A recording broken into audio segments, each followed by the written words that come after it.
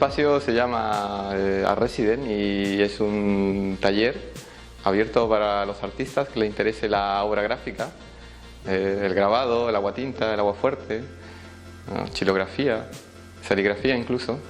Y los trabajos que realizamos en este sector pues los exponemos en la galería.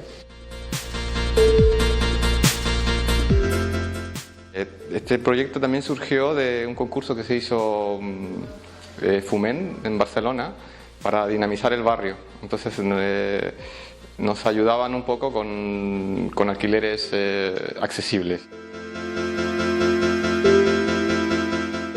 Muchos artistas tienen problemas para encontrar un sitio donde exponer, ¿no? Donde mostrar y aquí un poco se lo ponemos fácil. Trabajas en este sector y expones en este sector. Es una puerta abierta para aprender nuevas técnicas y para difundir la obra del artista. Y siempre que tenemos la exposición abierta al público, siempre que entra gente, pues les vamos explicando qué técnicas, ¿no? qué técnica está mirando, si es xilografía, si es grabado, si es litografía.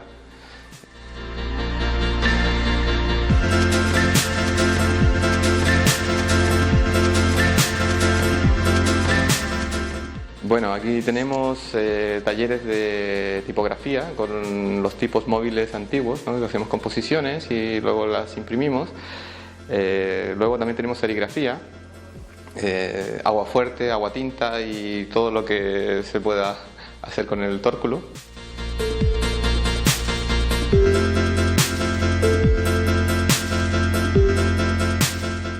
Hemos hecho hasta el momento bastantes colaboraciones con la gente de Ofmasana, que son nuestros vecinos, ¿no? Han venido a hacer algunos talleres de tipografía.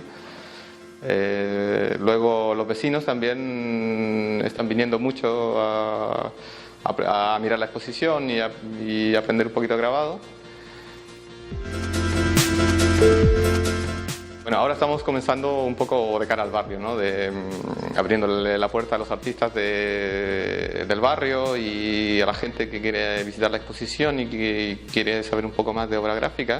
Pero a futuro pensamos que sería interesante hacer residencias para artistas que vienen de afuera, ¿no? Que vengan una temporada a desarrollar su obra y a aprender nuevas técnicas.